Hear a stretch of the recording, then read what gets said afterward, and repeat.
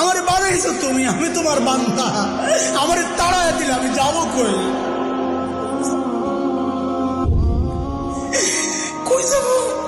তুমি ছাড়া মাফ করবে কে বলো? কার কাছে যাওয়া ভিক্ষার হাত পাতবো বলো? কি দোয়া শিখাইয়া দিচ্ছেন নবী ভাই, কি দোয়া শিখাইয়া দিচ্ছেন। ওইভাবে মালিককে বলেন না একা একা, তুমি আমার রব, আনতা রব্বি, আনতা রব্বি, আর কেউ না।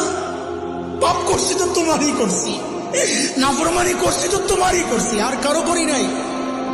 বানাইছো তুমি, এখন আমি যাবো কই? করে ফেলছি, এখন যাবো কই বলো? কি সুন্দর কথা।